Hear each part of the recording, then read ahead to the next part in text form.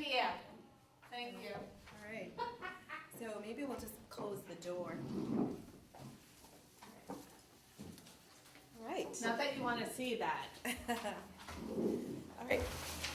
Thank you guys for coming. I apologize. I'm getting over a cold, so my voice is a little probably not too pleasant to listen to, but we'll have to have Susan jump in and talk if I get into a coughing fit or something. TikTok is today. It's the season. That's why we do it in the springtime, because right now it's peak season for the ticks to be out and for people to have the most risk for developing the illnesses and diseases that some ticks can carry. So we're going to start by talking about, first of all, let me tell you what you have in your handouts. You have one that looks like this, and we'll talk about this later on, but I wanted you to make sure you had it to take with you so you can use it as a reference. It talks about how to remove a tick, where on your body to look for ticks especially, and then there's some extra resources if you happen to be someone that likes to go online on the computer and look things up, or your family maybe would like that information as well. The other handout you have is actually a brochure that the Massachusetts Department of Public Health put together, and I like this one because it pretty much touches on all the topics we'll talk about today. So it's a good summary of some of the things that we'll learn about today and some of the other tick-borne diseases that maybe you haven't heard of before. So that's for you to take. The last thing I gave out to you is the tick identification card, and it actually shows you in actual size what size we're talking about for the types of ticks that we'll be discussing today. So those are handy for you too, just to have as reference. So that's the handouts. I do have, if anyone's a data and statistics person, I have some information that is more detailed information specific to Massachusetts. There's one for Lyme disease, Anaplasmosis, Bifidosys, the top 3 illnesses that we'll talk about today, and the from 2016 is the most current. I think the Lyme disease information was the most current was 2014 or 15. So that breaks it down more detailed. If you're interested, I have that available for you as well. So let's start by talking about what types of ticks we see in our area. Susan and I are your local public health nurses for your Board of Health. So why we're talking to you is because we are the ones that will do the disease surveillance and investigating for all the illnesses and diseases that are reportable, infectious, and communicable in your community. We do that for the State Department of Health. And right now, Susan is inundated with a lot of tick-borne illnesses to follow up on. She's been doing that a lot lately, the last couple of weeks, because it's peak season. So what that entails is we actually follow up with the person who has the illness, find out how they're doing. There's a report that we need to fill out, and then that information goes to the State Department of Health so that we can research better lab testing techniques, find out where the ticks are, what the course of the illnesses are looking like, what's affected, who's affected, and how they're affected. And we track that data, and we're able to see what we can do in future to hopefully minimize the problem. So that's what we do. That's our role in terms of the tick-borne illnesses. So we're going to start with the ticks that we see most commonly. Everybody's probably heard of the American dog tick. Those are actually bigger. If you look at your tick identification cards, those are on the right side of your card. Those are a little bit bigger. They do carry certain illnesses, but we don't see them very often, those illnesses, and we will talk about that briefly in a minute. The type of tick that we're going to really focus on today is the deer tick. It's also known as the black-legged tick. And the reason why we're focusing on that one is because it actually causes the main illnesses that we see in our community. And you can see how tiny they are. On the card, There's, on the far left, there's the nymph, which is the baby, and you can see it's about the size of a poppy seed, which is really, really tiny.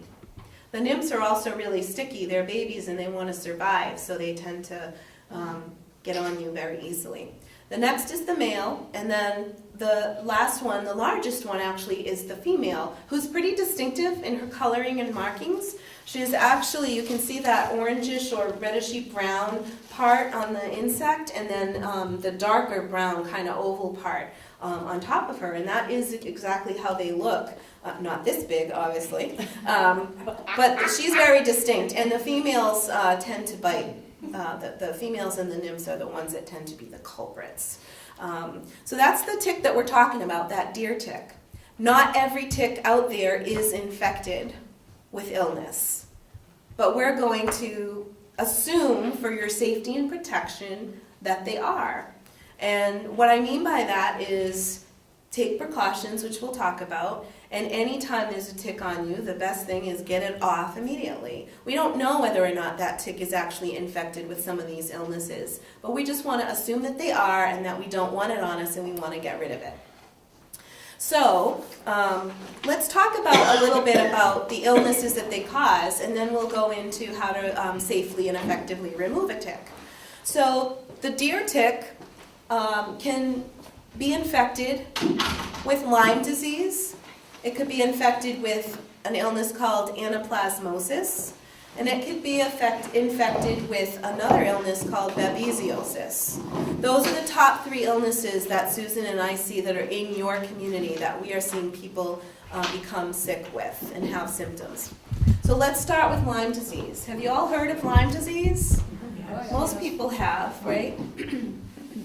Basically, what happens is if you are bitten by a tick that's infected with Lyme disease, and it's been embedded, or those mouth parts are underneath your skin for 24 to 48 hours, you could have a risk of that infected tick spreading illness to you. The Lyme disease symptoms, some people have no symptoms at all. Some people, the symptoms can start anywhere from 3 days after a tick bite up to 30 days after. So there's a large window of when you should really be monitoring your body for any signs of illness or symptoms. What kinds of symptoms are we looking for? In the first phase of Lyme disease, some people get a rash, and the classic hallmark sign for Lyme disease is a bullseye rash, and it actually does look like a bullseye. There's a red area, and then a clear area, and then a red dot area. Not everybody that we talk to had a rash or a bullseye rash. If you don't have the bullseye rash, it doesn't necessarily mean you didn't have Lyme disease. If you do have it, it's a pretty sure shot that if you do have the rash, that you do have Lyme, and typically your healthcare provider would, putting the pieces of the puzzle together, diagnose based on their symptoms. The rash might be itchy, it might not be itchy, it might be painful, it might not. You may not have a rash at all. Some of the other symptoms that you might develop are low-grade temperature, fever, flu-like symptoms, body aches, generally not feeling well, maybe some fatigue. So those are pretty vague symptoms. It can be a little tricky. So how do you distinguish? Well, we're out of flu season for the most part. You know, it's not peak flu season. So if you have a fever and you have flu-like symptoms, you know, you might want to be thinking, and we know it's peak tick season, you might think about having one of these tick-borne illnesses. So it's important to, if you have a tick bite and you develop that, to call your doctor for evaluation. The problem is, if you don't get evaluated by your doctor right away and it is Lyme disease, the illness can progress into different phases. So it leaves that rash, flu-like, vague symptom phase, and it can kind of progress into affecting other body systems. It could affect your heart, it could affect your kidneys, it could affect your nervous system. So it's important that we don't let it progress into those other phases. Some people also have very arthritic type symptoms with Lyme disease, meaning your joints can get really red, inflamed, swollen, and painful and stiff. which can be hard to determine, is that my normal arthritis flaring up, or it's easy for us to maybe talk it away as I was out gardening, or it's flared up, but we really need to be thinking this time of year, especially if we were out hiking or gardening or picnicking or out with the family just sitting and relaxing, you need to be thinking that perhaps there was a tick-borne illness involved. So the treatment for Lyme disease is typically a 21-day course of antibiotics. And the antibiotic that's primarily used is called doxycycline. It's important to complete that whole course of treatment. Sometimes people, their physicians may actually prescribe another course of treatment if it didn't seem to fully take care of it. But in most cases, if caught early, that 21-day course of doxycycline will be sufficient to halt that progression and cure the illness. How does a doctor diagnose Lyme disease? Well, it's actually an illness that's clinically diagnosed, and what I mean by that is your healthcare provider may or may not draw lab work. If they do, it may just be to try to flesh out that whole picture, that whole clinical picture, to make the most accurate diagnosis. And the reason I say that is the Lyme disease testing that's available now is not completely conclusive just for Lyme disease. There's several different types of tests, and there's a lot of variables that can weigh in when the blood work was drawn versus when you were bitten, if your body's had a chance to mount an immune response. So the doctor may draw blood work, but more likely they're going to be looking at your symptoms, your history. Did you have a tick bite? What were you doing? Putting in mind that we are in a peak area of incidence of tick and Lyme, Lyme-borne disease illnesses, and then put the picture together and then treat you accordingly based on their clinical diagnosis. So that's the concern with some of the lab work, particularly for Lyme. But we're not just talking about Lyme disease today, because these deer ticks, or black-legged ticks, could also be infected with anaplasmosis, which is the second most common tick-borne illness that we see in your area. Anaplasmosis actually it's a bacteria, like Lyme disease is a bacteria, but it actually invades the white blood cells. Our white blood cells are cells in our body that help us fight infection. The other thing with anaplasmosis is it can actually affect our blood clotting cells, they're called platelets, and can thin our blood. So it's important for people that may be taking blood thinning medication like aspirin or Coumadin or Eliquis or any of those medications that are used to thin blood. It's important to be mindful of that and make sure that you know what medicines you're on and relay that to your provider, especially if you go to an urgent care clinic or something like that. Anaplasmosis can take about 1 to 2 weeks for the symptoms to develop. It's a little easier sometimes. Some people, again, have no symptoms at all, but if you do develop symptoms, typically it's a little easier than Lyme because usually the fever is much higher and the symptoms are much more pronounced, and you're really so sick to the point that you're really going to be seeking medical assessment and evaluation. Fever, chills, headache, some people get abdominal symptoms, belly pain, or nausea, vomiting. Those are some of the symptoms of anaplasmosis. It is treated with antibiotics, and the antibiotics are effective. You take them as prescribed, and then that should be it. The third most common illness that we see, tick-borne illness that we see in your area, is babesiosis. That's the middle one on the board over there. That one is not bacterial, it's actually a parasite. So it's similar to malaria. Babesiosis actually attacks the red blood cells in your body. Your red blood cells, the function of your red blood cells is to actually bring nutrients and oxygen throughout your body for use. So what can happen is that red blood cell count can dip low, and if that happens, that could cause someone to be anemic, and symptoms of anemia are being pale, maybe getting short of breath, losing your breath with your general activities, feeling unusually weak or fatigued, more tired than usual. So that could be part of the symptoms. Also, you could get, again, fever and chills. The ILI up there stands for influenza-like illness. That's all that means. And the symptoms, babesiosis can take from 1 week up until 6 weeks after a tick bite. So they all have slightly different time periods that we're looking for. Basically, what I recommend is if you've had a tick on you, you know it was on you, you had to remove it, on you being under the skin, embedded, I would remove it. We'll talk about how to do that. And then I would mark your calendar with the date that you removed it and where on your body you had the tick bite, and then begin monitoring yourself for how you're feeling. And are you developing any rash or fever or flu-like symptoms? And if you do, then you need to be sure that you call your doctor right away. I actually recommend that you call your provider, your healthcare provider, and let them know when you had the tick bite and ask them to mark your record, because then there's a point of reference should you develop any symptoms after that. Now, not every tick that's out there, and we're talking about the deer tick, is infected with these illnesses, but some are infected with all of them. So we don't know. We're just going to assume that they're all infected and that we want to make sure that we get them off right away. So what can we do to prevent some of these illnesses? Because really it comes down to your own personal protection for yourself, and you really have to be diligent about that. So if you're someone who spends a lot of time outdoors in the summer, and it used to be that we would say, you know, avoid the tall grasses in the fields and hiking in the woods and those kinds of things, but we are seeing that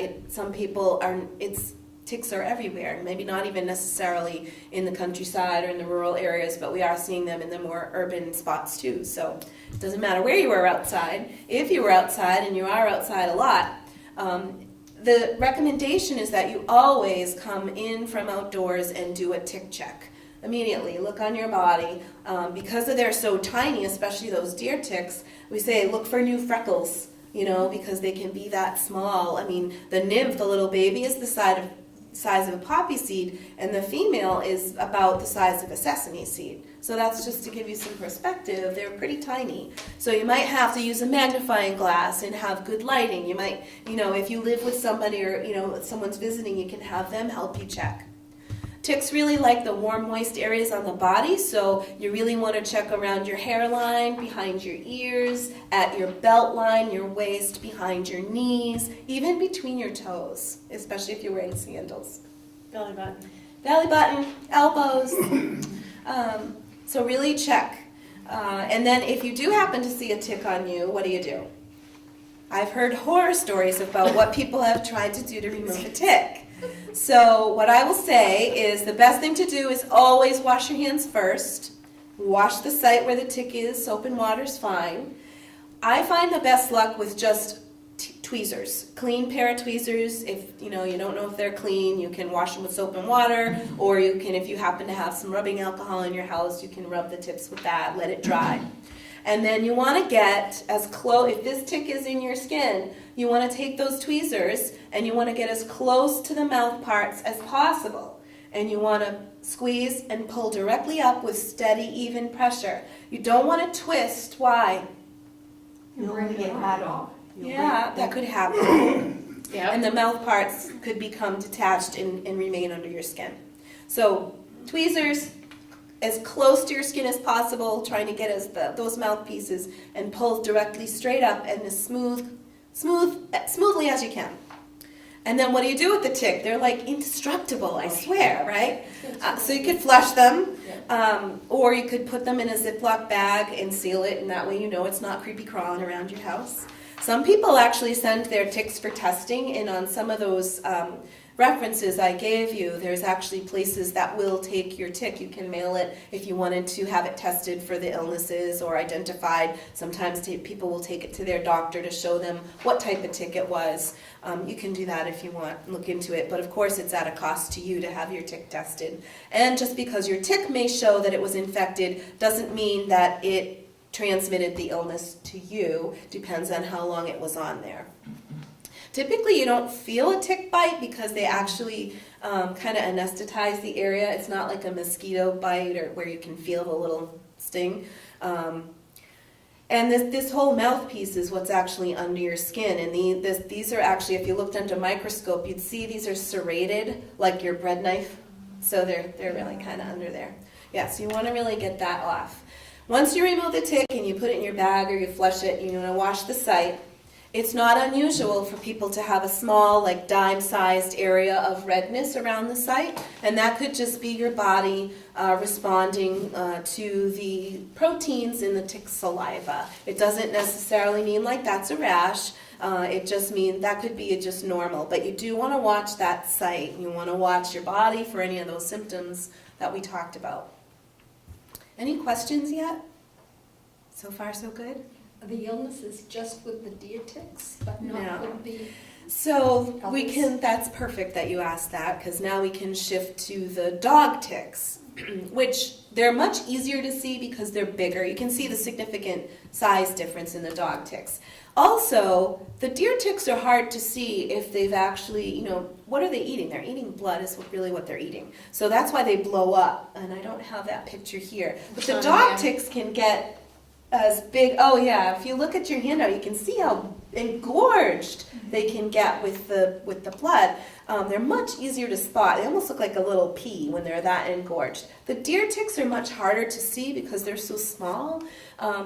But yes, unfortunately, the dog ticks can transmit certain illnesses, but we really don't see those in our area. And the two illnesses that the dog tick could be infected with, a Rocky Mountain spotted fever, which we have had one case this year, and tularemia, which we don't see very often at all. So I don't really spend a lot of time talking about those because they're really not high prevalence here. So the bottom line, the takeaway is The illnesses aren't what the ticks are. the ticks are. Okay. Yeah. I don't know about how many dog ticks are infected with those illnesses, but those are the ticks that could be. So the bottom line is, and the takeaway is, no matter what tick it is, get it off as soon as you can. Not to throw another wrinkle in it, but I'm sure you guys watch the news. And there is another type of tick that is in our area, not as common as the deer and the dog ticks, but there's a Lone Star tick. And I don't think it's on there either, but it's basically, it's similar to, if you look at your handout, it looks similar to the male of the deer tick, except they're actually, on the female, there actually is a white dot smack dab in the middle of the body of the tick. We don't see those as often, and luckily we don't see the diseases that they carry as often either. There are other illnesses. There's a virus, the Powassan virus, and there's a Borrelia miyamotoi. We just don't see those, so I don't spend time worrying you about those because they're not in our area. We're not seeing those here, but they are potentially out there. Another thing I read on the Mass Department of Public Health website too was they're finding that with that Lone Star tick, and this is what I saw on the news, which is why I mention it in case anyone heard it, that the saliva of the Lone Star tick can cause some people to have a sensitivity or an allergy to red meat. So that's something new, more research probably to come. We have not seen that at all or heard any of that, so I don't want you to panic about that, but in case you hear on the news, I just wanted to put it out there and mention that, you could go to the mass.gov/tick website and look at that if you're more interested. But I really wanted to focus on the ones that we actually do see and talk to people about. So, prevention. Take the tick off, do tick checks right away. Take the tick off immediately. Wash the site, monitor yourself for symptoms. But when you're outside, it's good if you can wear repellents. The State Department of Health recommends a repellent that has DEET in it. It's a chemical that repels the ticks from getting on you. There are others out there available. I bring the lemon eucalyptus just to show some people ask about the more natural remedies because they're concerned about chemicals or they have sensitivities. It's not going to hurt, but I don't think the research has shown that it's as effective as the DEET and some of the other chemicals. You have to be careful with children and infants with the concentration of DEET, and infants, you really shouldn't be putting it on them at all. The other thing that we recommend is there's a different type of chemical that you'll see, or spray, and it's actually not just repellent, it's actually insecticidal, meaning it actually kills the ticks. And that is not meant for you to spray on your skin, but it can be used for people that are outdoors, gardening, camping, hiking, whatever you're doing. You can put it on your tent or on your boots or your umbrellas and just anything beside your clothing, but anything besides your skin. And that's permethrin is the name of that chemical. There's actually even some of the hunters and outdoorsmen may purchase clothing that's actually impregnated with the permethrin just to help prevent them from getting bit. So besides putting on a repellent and maybe using those other sprays on your boots or your tents or your equipment, you can wear light colored clothing. It's just a contrast thing, right? This card is white because the ticks show up much better on it because they're dark. So it's just a contrast of being able to see the tick on light clothing versus a dark color. So that's the reason for that. It also might be helpful to tuck in, if you're wearing pants, tuck your socks over your pant cuffs. Try to reduce the chance that a tick could get to your skin. So think about ways that you can make that happen. Tuck in your shirt. Tuck your cuffs of your pants underneath and pull up your socks over. Because they don't fly and they don't jump, they just crawl, but they can crawl pretty quickly. So you want to try to reduce the risk of them actually getting to your skin if you can. Let's see. Any questions? I have a question. My granddog comes in and she drops off these big fat ticks that are something that's full of blood. Are those blood ticks? Those are probably the dog ticks. The dog ticks? Mm-hmm. And they're much bigger than the deer ticks, and as we were saying, they could be infected with certain illnesses, but we're just not really seeing that in our area. So I would say any tick that's been on you, just take it off, and you can still let your doctor know, or I would still circle, if it was on you and you pulled it off, I would mark your calendar with the date and I took it off my right arm, and then you have a point of reference for if you develop any symptoms, you can go back and say, oh yeah, I was bitten by that tick, or I removed that tick on such and such day. Why do they call them dog ticks? I don't know. Well, I don't know why, honestly. I mean, they are on your dogs, they're on your pets, but either one of these could be on your animals. And a lot of, there is a Lyme vaccination for your dogs. There's not for humans. Back about, I'm going to say 15 or 20 years ago, there was a vaccination for humans for Lyme disease, but that was taken off the market. I'm not exactly sure if it was side effects or why, but it doesn't exist now. They are undergoing research right now in clinical trials working on a Lyme disease vaccine. However, if that vaccine is just for Lyme disease, it's not for the other illnesses. The other thing is you have to keep in mind that you don't gain any immunity if you have one of these illnesses. So if you get anaplasmosis because you were bitten by a tick that was infected, and you take your antibiotics and you get cured and you feel better, and next month you're out and gardening and you get another tick bite and you develop symptoms, you could still, theoretically, you could get anaplasmosis again, or babesiosis, or Lyme disease. You don't get immunity from it. So you have to be have a constant vigilance about your tick checking and removing them. Let's see. Yeah, some people have, I want to go back to the tick removal for a minute. I told you I had heard horror stories. Some people say they put Vaseline or petroleum jelly, or they put peppermint oil, or they try to burn the tick out, or I've heard all kinds of things about how they tried to get the tick out.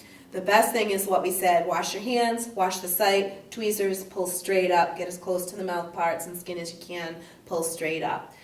You really don't want to be putting anything on the tick. I'm not an entomologist, which is a scientist that studies insects, but I've talked to some, and there's some theories that if you put something on, you could stress the tick and they could secrete more saliva, which could potentially be infected, so you don't want to do that.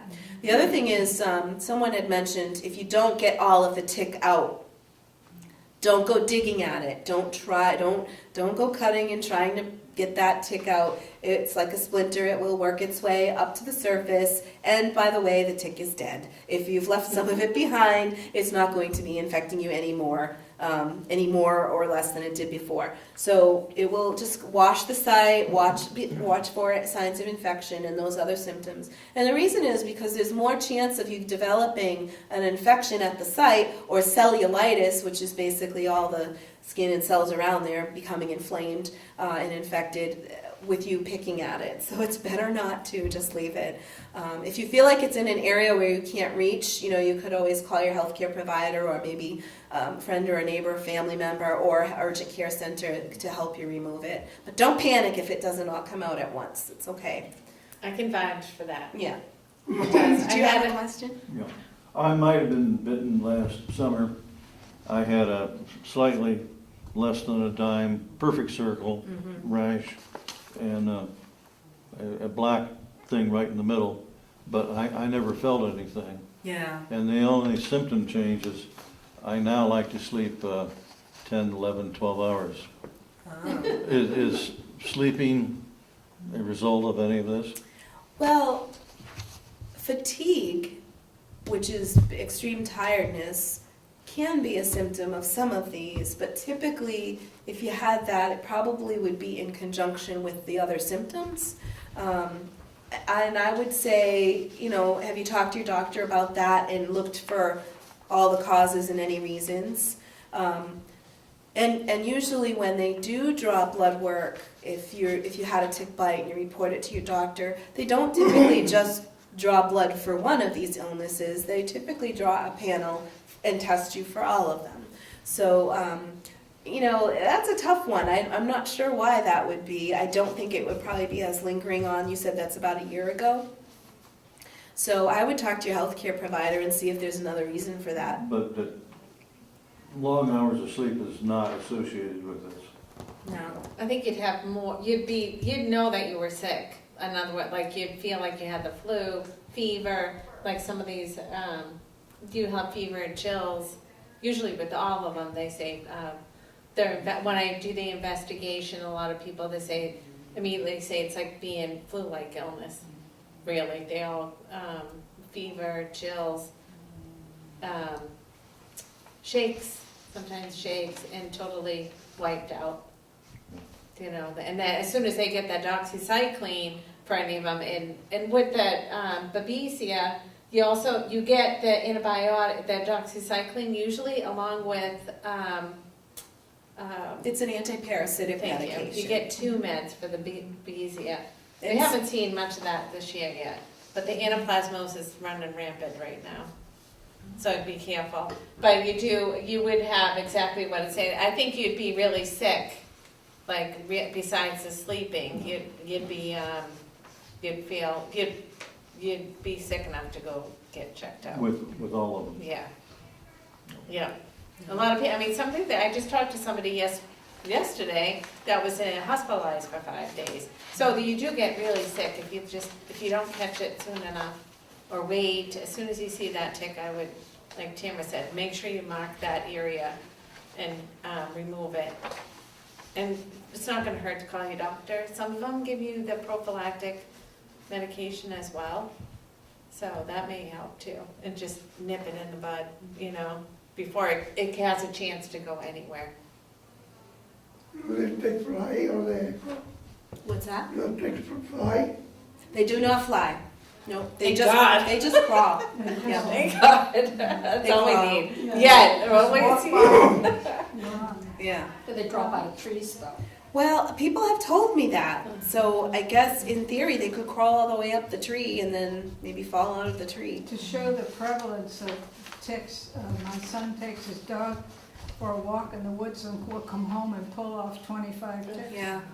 So that's a good point. When you go out and you come back, you want to check your pets as well, not just yourself. But some people will use a lint roller, the tape ones, because if they're not embedded, it's a quick way to get those ones that are loose off of you, and maybe also usually they're light colored so you can see them. So some people will do that.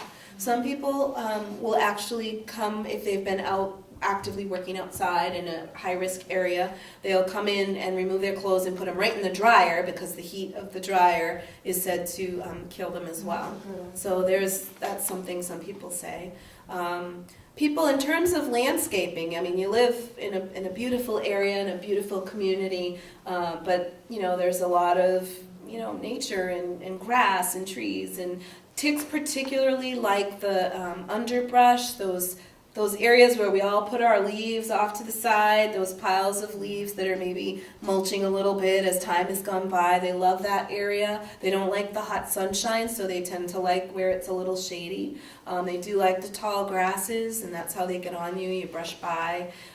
So some people there are options. You can hire, there are pest control companies that will come out and assess your yard if you're really concerned, or you have grandchildren, or you have pets, and family members have had the illness, and they will treat your yard. Some of them are organic and pet safe and child safe for the pesticide type of treatment, and usually it's a few, they'll have to come back a couple times throughout the season to eliminate pests from your yard, ticks and pests. Some people, has anyone heard of the tick tubes? Anyone?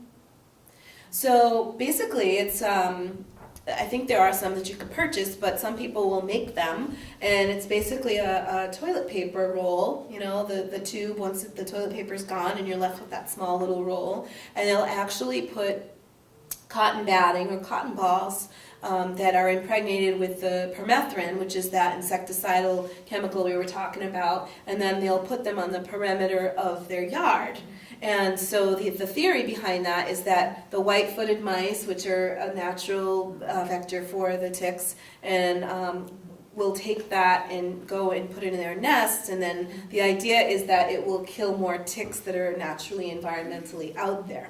So some people will do that in their yard, but you have to remember that permethrin is insecticidal, so be careful with pets and children. So there's that option. Some people will actually choose plants, like deer love hosta.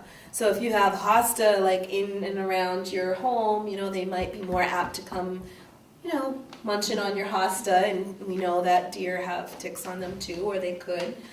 Some people will put a physical barrier because the ticks don't fly and they don't jump and they only crawl. They may make a physical barrier as they're landscaping their yard and their property of a 2 or 3 foot wide between what they have as their lawn and their manicured area versus the woods. And they may put some crushed rock or stone or something just to make it harder physically for the ticks to come from the wooded area to their yard. So those are just some things I've heard that people have done in their own personal space to, hopefully prevent their chances. Let's see, anything else? Yeah.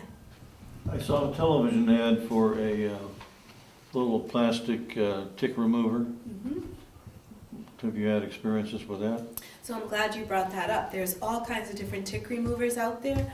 I even think your Board of Health office might still have some of these. Yeah. I know Cindy. We gave some out Yeah. a couple of years ago. Yeah. I got it at Springfest. Okay, so she may, I don't know if she still has any, but they're all out there. They're pretty inexpensive.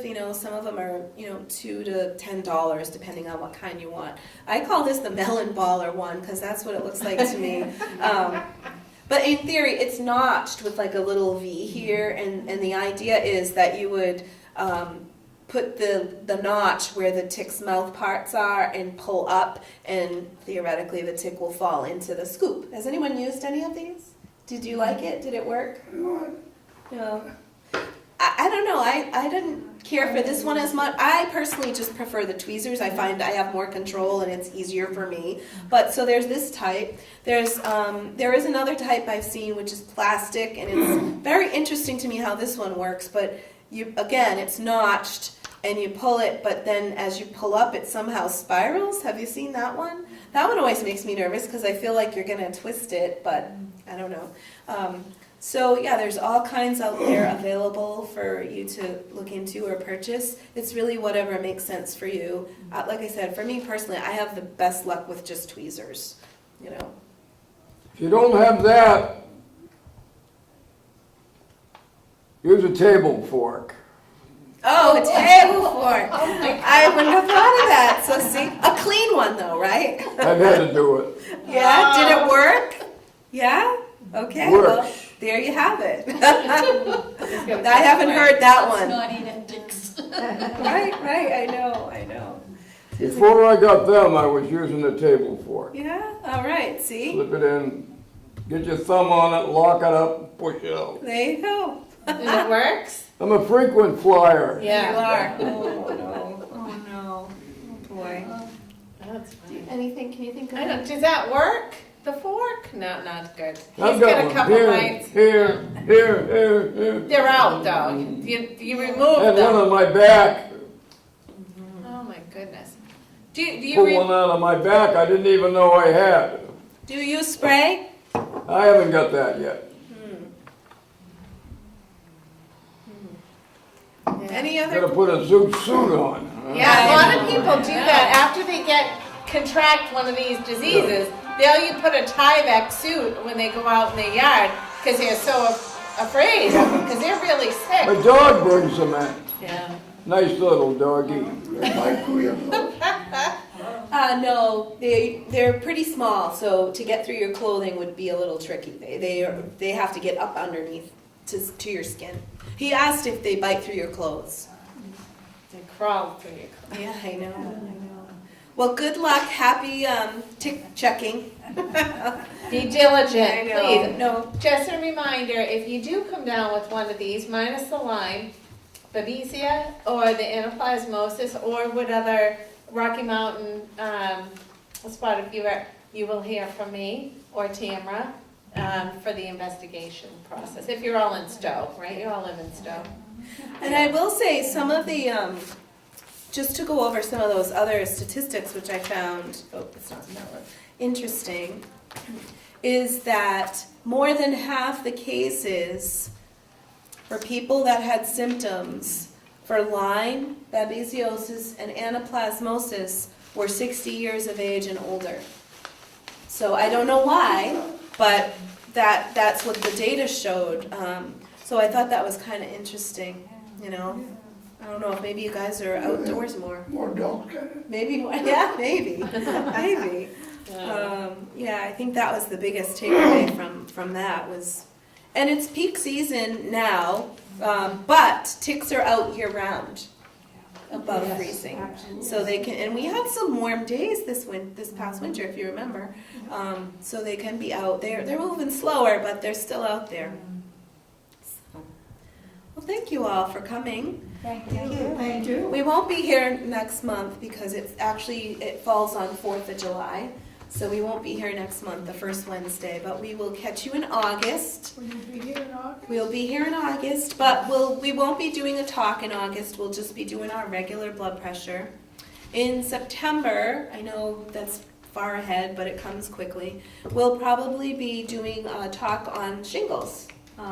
Just some information on shingles, and probably most of you have heard, I know Susan's been handing out some information about the new shingles vaccine that's come out, that's recommended. I have got the new vaccine, just so you know. I'm old enough now to get it. But they dropped the new vaccine that's out, comes in 2 doses.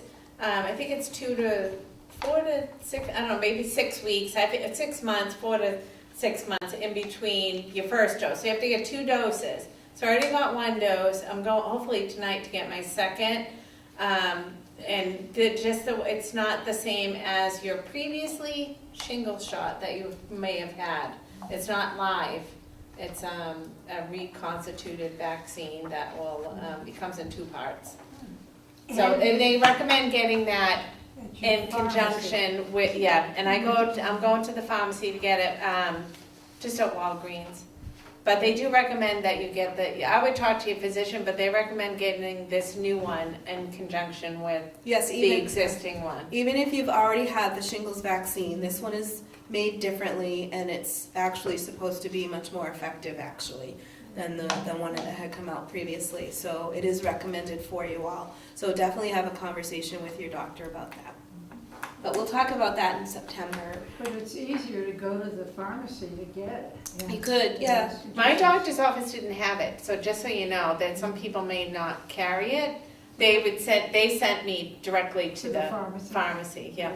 they don't carry the actual, they're picking up a lot, they doing a lot of vaccinations now. Thank you. And Thank have you. a good summer. Thank you. Yeah, hopefully I'll see some of you around. Yeah.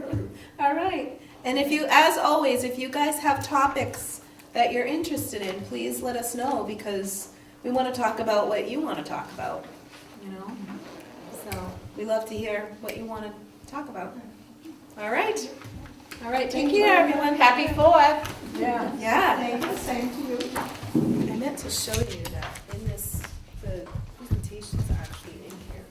Oh, put it up against the wall. Yeah, I have kind of like it, but, oh, nice. So I have the, you could show this if you wanted, this is the CDC one. You wanna This get was- their information? I don't care about that. I have cards made up, but I don't have this. Do you need, oh, you need some. Yeah, I gotta bring that.